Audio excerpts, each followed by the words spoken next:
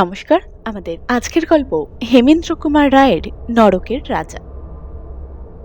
বাস্তব জগতে আমাদের সাধারণ চোখে যা ধরা পড়ে তারাই কেবল সত্যি নয়, মানুষ যা কল্পনা করে তাকেও সত্য বলে গ্রহণ করা যেতে পারে।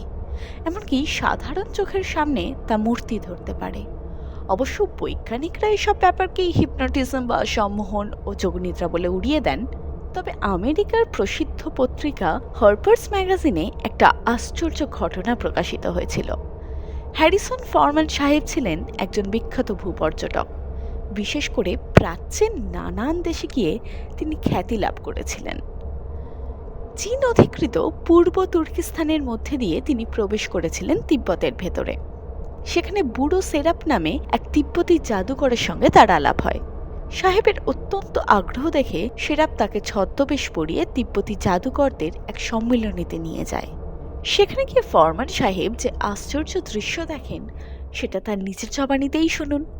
সে জায়গাটার নাম হচ্ছে রাজটা গোম্বার পবিত্র অরণ্য। পাহাড়ের উপরে সেই বৃহৎ বন। বুড়ো সেরাপ আমার পথ প্রদর্শক বটে, কিন্তু তার মুখ দেখেই বুঝলাম সে রীতিমতো ভয় পেয়েছে।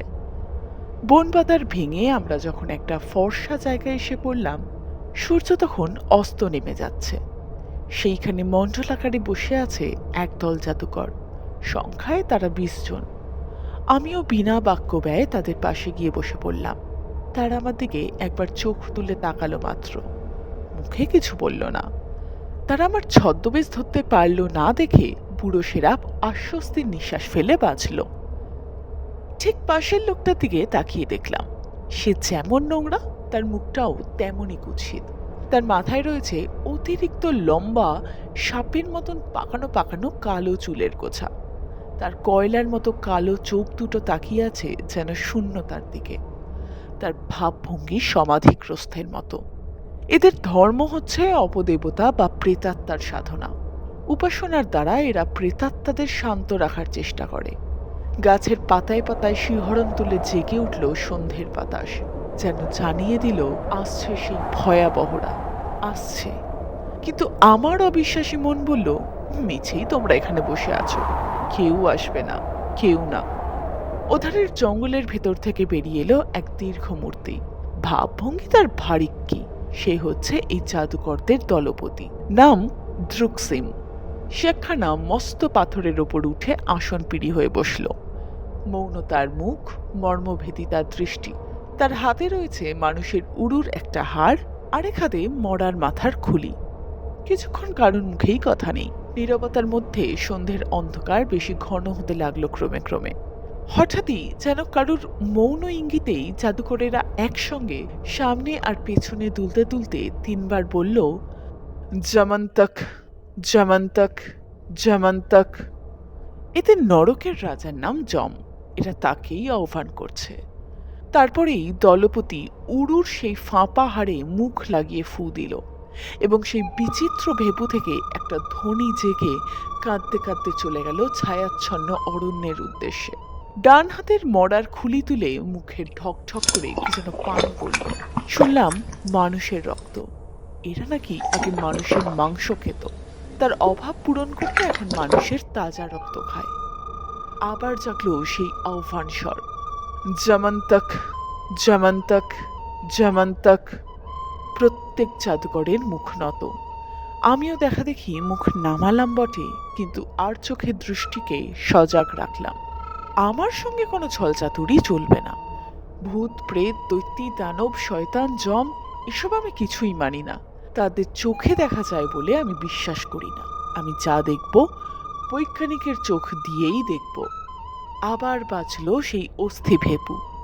আবার জাগলো আহ্বান ধ্বনি, জামান্তক, জামান্তক, জামান্তক। দ্রুত এবং দ্রুততর হয়ে উঠল আহ্বান ধ্বনি। তাদের সঙ্গে দুলতে দুলতে আমিও দিলাম যোগ, এবং একটা কি যেন আমার ভিতরে প্রবেশ করলো, সঞ্চারিত হলো আমার রক্তের মধ্যে। জানি না সেটা কি, কিন্তু তাকে আমি অনুভব করলাম।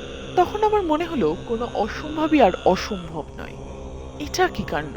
আমি কি হিপনোটিজমের দ্বারা অভিভূত হচ্ছি? মনে হতেই আমার ইচ্ছা শক্তিকে আবার সতর্ক করে তুললাম। তারা সকলে তখন একসঙ্গে একঘেয়ে মৃদু কান্নার মতো স্বরে বিড়বিড় করে মন্ত্র উচ্চারণ করছে। এই যদি হিপনোটিজম হয়, বহুত আচ্ছা, আমি এর দ্বারা বশীভূত হব না।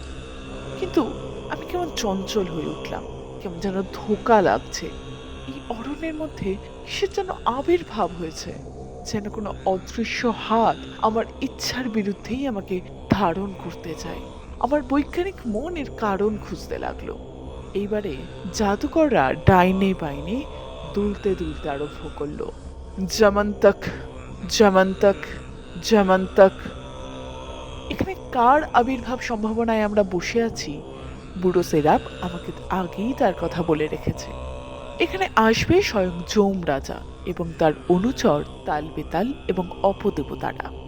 যেখানে তাদের মূর্তি ধরবার কথা, সেখানে চোখ চালিয়ে আমি দেখার চেষ্টা করলাম যাকে দেখা যায় না, যাকে দেখা অসম্ভব। কিন্তু কিন্তু কাকে যেন দেখা যায়, যায়, যায় না। ওকে, একটু একটু করে আবির্ভাব হচ্ছে এবং পর মুহূর্তেই অদৃশ্য হয়ে যাচ্ছে। এইবারে সত্যি সত্যি তার আকার পূর্ণ হয়ে উঠতে লাগলো। জাদুকররাও তাকে দেখল। তাদের একটানা সুরেলা আবৃত্তিও হয়ে পড়ল কেমন যেন বন্য। না না না, স্বপ্ন নয়, অপছায়াও নয়। ওই তো রয়েছে জাদুকররা, ওই তো রয়েছে ওদের দলপতি, আর ওই তো রয়েছে আমার পাশে বসে সেই বুড়ো সেরাপ। আমি ওদের সকলকার মুখ স্পষ্ট দেখতে পাচ্ছি। ওই তো রয়েছে আমার চারদিকে ঝাউ আর সরল গাছের সার। আমি তো শুনতে পাচ্ছি, আমি তো শুনছি সকলে ডাকছে, জামান্তক, জামান্তক, জামান্তক। প্রথমেই নজর পড়ল তার ফোলা ফোলা জলজলে দুটো চোখ। মাটির উপরে মানুষের মাথা সমান উঁচু থেকে হিংস্র দৃষ্টিতে তার চোখ দুটো তাকিয়ে আছে আমাদের পানে। চোখ দুটোর এপাশে ওপাশে রয়েছে ধোয়া ধোয়া কুয়াশার মতন কি যেন। ক্রমেই সেই ধোয়া জমাট বেঁধে আকার ধরেছে। হঠাৎই যেন ফুটছে প্রেত পুষ্পের কুড়ি। কি মূর্তি! ৩৪ হাতে ধরে আছে ৩৪ রকম মারাত্মক অস্ত্র। এবার প্রথম মুন্ডের এপাশে ওপাশে গজিয়ে উঠল আরো আটটা মুন্ডু। সব মুখের ওপরেই রয়েছে নীল অগ্নিশিখার স্বচ্ছ আবরণ। শিখাগুলো কাঁপছে আর নাচছে অশ্রান্তভাবে। দুই কাঁধ থেকে ঝুলছে নরমুণ্ডমালা। পরস্পরের সঙ্গে ঠোকাঠুকি করে শোনাচ্ছে তার ভীষণ হাড়ের বাজনা। গায়ে আমার কাঁপ দিয়ে উঠল। তাড়াতাড়ি অন্যদিকে মুখ ফেরালাম। খানিক পরে ভাবলাম সেই মূর্তিমান বিভৎসতা হয়তো এতক্ষণে হাওয়ায় মিলিয়ে গেছে।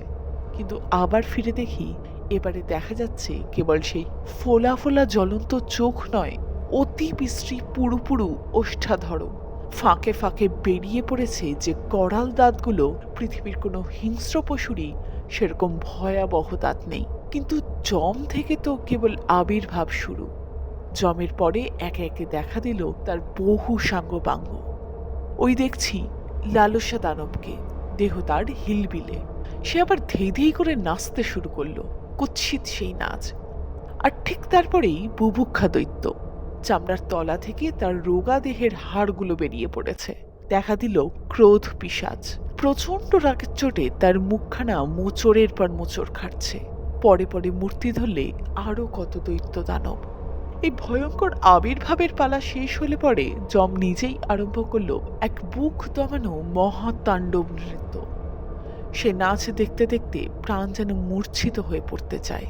আর প্রত্যেক ভাবভঙ্গি আর মুন্ডমালার হাড় ঠকঠকানির মধ্যে প্রকাশ পাচ্ছে যেন নিখিল মানবের দুঃখ দুর্ভাগ্য নিয়ে নিষ্ঠুর ব্যঙ্গ কৌতুক। আমার নাকে আসতে লাগলো যেন গলিত মৃত্যুর দুর্গন্ধ। একটা কথা ভেবে বুকে ঢিপ ঢিপ করে উঠল। আমার নিজের কাছে আমি যেমন সত্যি, এই জম আর তার সাঙ্গপাঙ্গরাও তো আজ আমার দৃষ্টির সামনে তেমনই সত্যি হয়ে উঠেছে। কিন্তু যারা ওদের বাস্তব জগতে ডেকে এনে নিরেট দেহ লাভের সুযোগ দিয়েছে, সেই জাদুকরটাই যদি এখন ওদের আর সামলাতে না পারে, ওরা যদি একবার ছাড়া পায়, তাহলে সারা দেশ যে রসাতলে যাবে। কি ভয়ানক! আমার মনে হলো জাদুকরদের মনে এই সম্ভাবনাই জেগেছে। দানবরা তাদের অদৃশ্য বন্ধন ছিঁড়ে ফেলার চেষ্টা করছে বুঝে জাদুকরেরাও নিজেদের ইচ্ছা শক্তি প্রবলতর করে তুলল। আমিও নিজেই বিদ্রোহী আত্মাকে দাঁড় করালাম তাদের বিরুদ্ধে। আরম্ভ হলো যেন দানবে দানবে এক নতুন যুদ্ধ। আমি নিজের বিশ্বাস অবিশ্বাসের কথা ভুলে গিয়ে এখন হয়ে পড়লাম যেন ওই জাদুকরেদেরই একজন, এবং এই মূর্তিমান অমঙ্গলগুলোকে পৃথিবী থেকে বিদায় করার জন্য নিযুক্ত হলাম প্রাণপণ চেষ্টায়। পারবো না হারবো, মনে মনে এই প্রশ্ন করছি, আর কেটে যাচ্ছে যেন যুগের পর যুগ। আমাদের বুঝি চেষ্টা ব্যর্থ হয়। অবশেষে জমের ভীষণ মূর্তি অস্পষ্ট হচ্ছে। হ্যাঁ, ক্রমে আরো আরো অস্পষ্ট, তারপর একেবারে অদৃশ্য। দেখতে দেখতে একে একে জমের অনুচররাও যেন একান্ত অনিচ্ছা সত্ত্বেও বিদায় নিতে বাধ্য হলো। এখন ঘটনাস্থলে উপস্থিত আছি কেবল আমি আর জাদুকররা। তখন আমার আর কারোর দিকে তাকানোর শক্তি নেই। বুক কাঁপছে, সর্বাঙ্গ অবশ হয়ে গেছে। বাহ্য জ্ঞানহারা হয়ে কেবল ভাবছি আর ভাবছি, আমি কি দেখলাম? দুঃস্বপ্ন নাকি উদ্ভট সত্য?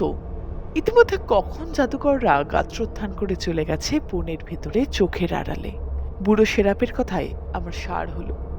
রহস্যপূর্ণ স্বরে সে জিজ্ঞাসা করছে, যা দেখলেন এখন কি আপনি বিশ্বাস করেন?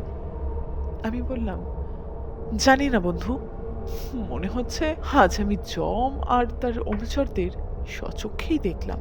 কিন্তু কাল আমি কি বিশ্বাস করব আর করব না, সে সম্বন্ধে আমার কোনো ধারণাই নেই। আজ পর্যন্ত সে দৃশ্য আমি ভুলতে পারিনি। তিব্বতের সেই পর্বত রাজ্যে, সেই পবিত্র অরণ্যে, সেই সান্ধ্য আলো আধারের মধ্যে সত্যি সত্যি এমন কোনো রহস্যের আবির্ভাব ঘটেছিল যার অর্থ এখনো আমার কাছে ধরা পড়েনি। বিশ্বাস করতে ইচ্ছা হয় না, কিন্তু বিশ্বাস না করেই বা উপায় কি? এই ছিল আমাদের আজকের গল্প। যদি আজকের গল্পটি আপনাদের ভালো লাগে তাহলে অবশ্যই ভিডিওটাকে লাইক করুন এবং চ্যানেলটাকে সাবস্ক্রাইব করুন।